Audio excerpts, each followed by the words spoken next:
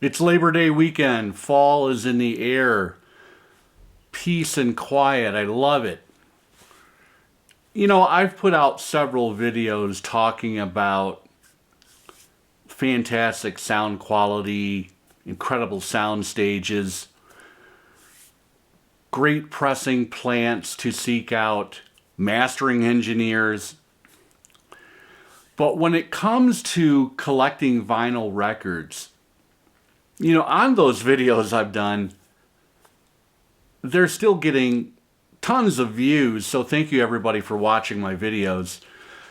But I will get the random comment occasionally from someone who is on the other side of the fence as far as listening formats are concerned.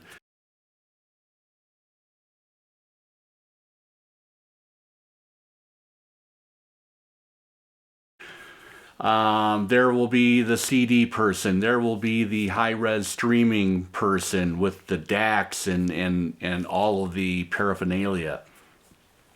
Not that much paraphernalia. But if you're going to collect vinyl records, if you're in this for trying to find the best quality sound of your favorite music, you've got to do the research. You've got to spend the time, and you have to be very, very, very discerning when you're deciding what to purchase and bring home and add to your collection. That's why I have frequently, in various videos, talked about finding upgrade copies, you know, things that are cleaner, and discarding things that might not be as clean, as pristine, as hopefully near mint condition. When it comes to sound quality on vinyl records, there is a concept that I like to follow that I think is really relevant. I call it kind of the last mile in vinyl record collecting. And there are two components to the last mile. One is the pressing plant that the record was pressed at. I have put out videos extolling the virtues of Specialty Records Corporation, SRC, Europa Disc. Some of the modern plants, of course, are QRP, RTI, Palace in Germany. Back to the old days, Santa Maria, Monarch. If you can find your favorite music that's been pressed or reissued, in the case of more modern reissues, on any of those pressing plants, and there are more as well that you should know about, you're halfway home. What's the other component? Condition of the record. This is basic stuff. You have to find clean records if you really want to avoid that dreaded snap, crackle, pop, high noise floor, surface noise. We don't enjoy that. It detracts from our listening pleasure. So today's video, I just wanted to show, you know, a few examples of several records in my collection that I've gone the extra mile, whether that is in research, whether that is in seeking out a particular pressing, and then also just being very, very, very discerning on finding clean records. There are other things involved that can help you get that last mile achieved. And one of the things I found over the last, I think it's been about a year now that I've had the Human Guru ultrasonic cleaner. This is a lightweight $450 machine that's worked wonders in removing gunk, removing surface noise, and bringing clarity to many, many, many records that I've found out in the wild. The other thing you can do is just make sure before you give that record a spin, your stylus is clean. All that really requires is a little brush like this.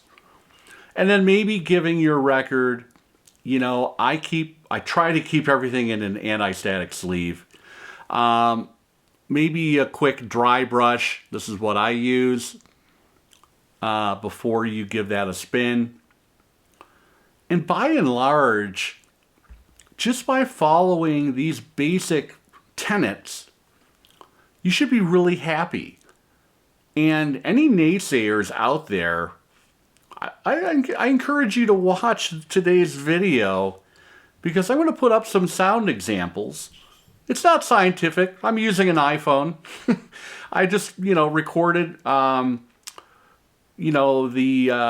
transition between track B and track C on several records. Maybe a couple quiet parts on different records. If you follow all of these tenets on my last mile concept, you should be a happy camper. And naysayers should hopefully, keep their powder dry when we're talking about record collecting and listening to records as a listening format.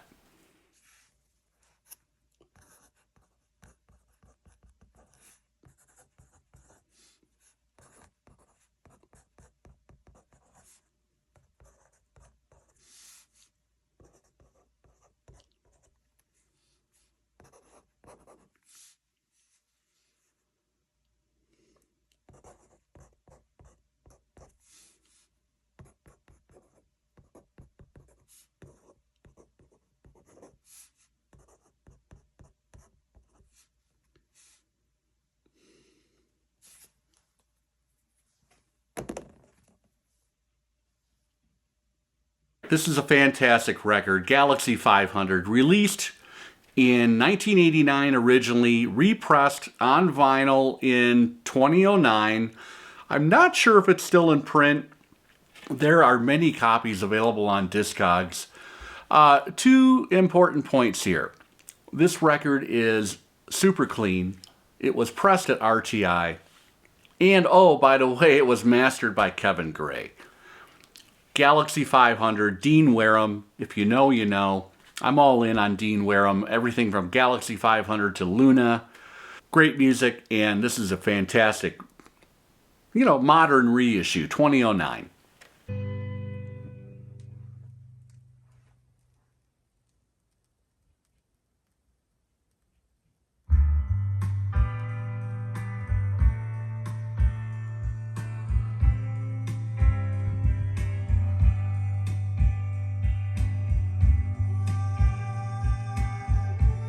Many people will say this is the last of the, well, it really, if you think about this, I don't think Say You Will didn't have Christine McVie on it. So Tango in the Night from 1987, this is a DMM pressing, direct metal mastered pressing. I think it was mastered at Precision.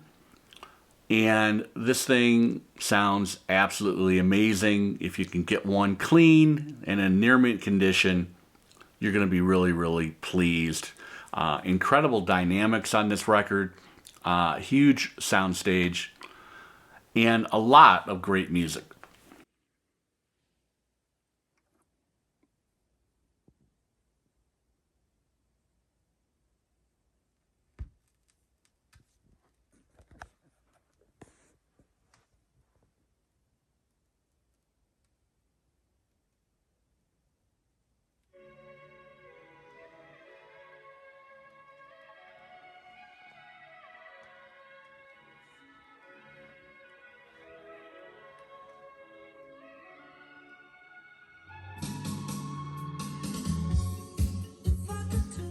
I recently talked about this is an upgrade situation, and I was looking for dead silent sound, or nearly dead silent. When you put a needle down to start off a record, invariably there might be a little crackle or hiss as you get started with that listening session. But if you have an ultra clean record, that is going to be at a very, very, very minimum, and your transitions between songs should be super quiet. This record by David Bowie, 1976, Station to Station, is an incredibly dynamic recording. It was mastered by Alan Zentz. I recently found something in the shrink. There was nothing as far as any kind of spindle marks around the spindle hole. It looked like it had never been played, and it sounds surprisingly fantastic. Maybe not surprisingly if you're going to find it in this condition. So this is just another example to put this on your turntable and just soak in this incredible piece of art, noise-free.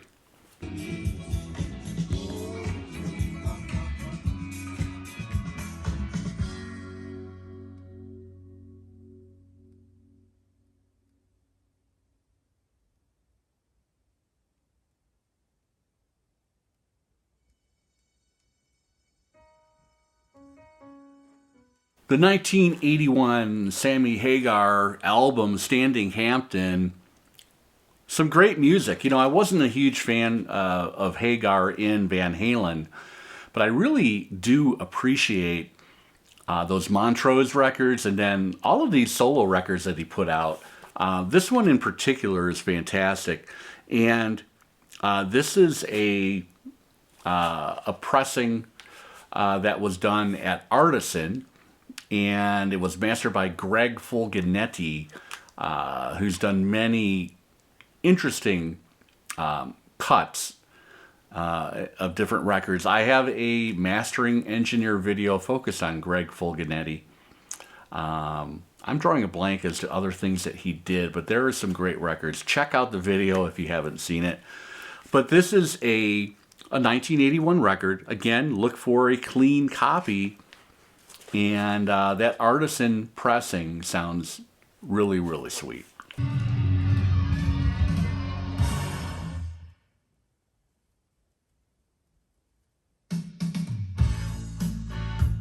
One of my favorite bands, 1982's English Settlement by XTC.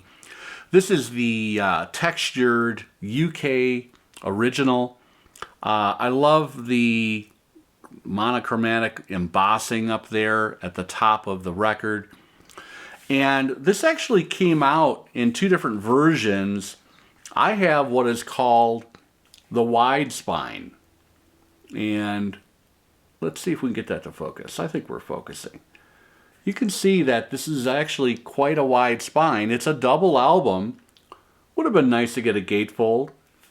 But the important thing here is the incredible sound quality on this record. It was mastered at a great defunct recording and mastering studio in London called the Townhouse, mastered by Ian Cooper.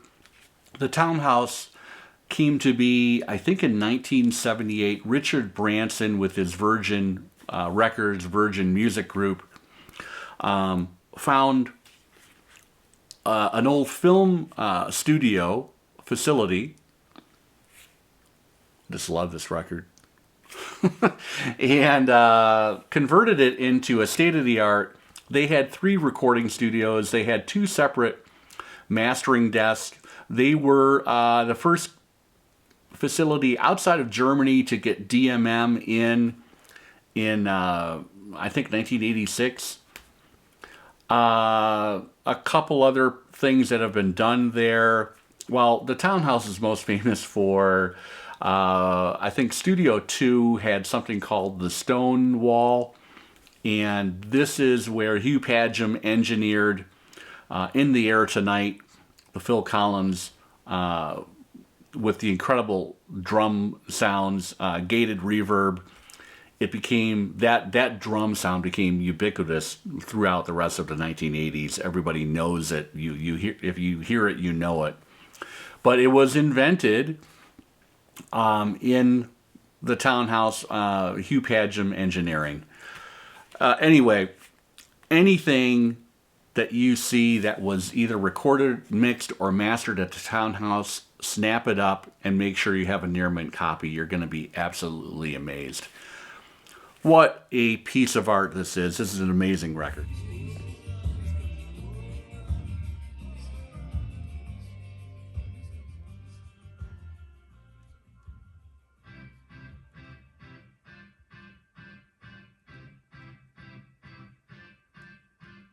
Another artist who is very concerned about sound quality is Beck, and the 2014 album Morning Phase is an amazing pressing. I have an early pressing that came out, I think, in 2014, 2015. This is a 180 gram record.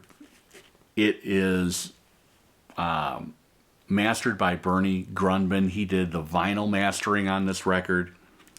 This is an amazing piece of folk, some country elements in here, some psych as well, and it sounds really, really, really great. One of my favorite Beck records, and you'll be amazed at the very, very low to minimal to zero noise floor on this thing. Great record. About 2 months ago, I found an original of Automatic for the People. This is another direct metal mastered cut from 1992, an original, an OG. Super clean, super dynamic. There are a lot of quiet parts on this record. Drive, Everybody Hurts. It's a gorgeous pressing, and I think it is better than the reissue that maybe Chris Bellman cut. Check me on that. If anybody in the comments, let me know on the reissue. It was either Bellman or Kevin Gray. But if you can find a 1992 original that's clean, you're going to be amazed.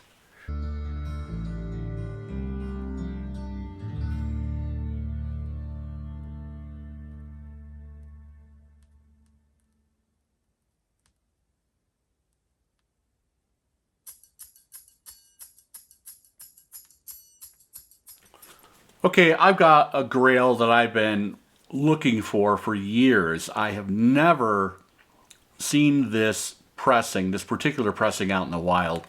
I have a Japanese pressing. I have an original master disc Robert Ludwig pressing of this amazing record by Donald Fagen.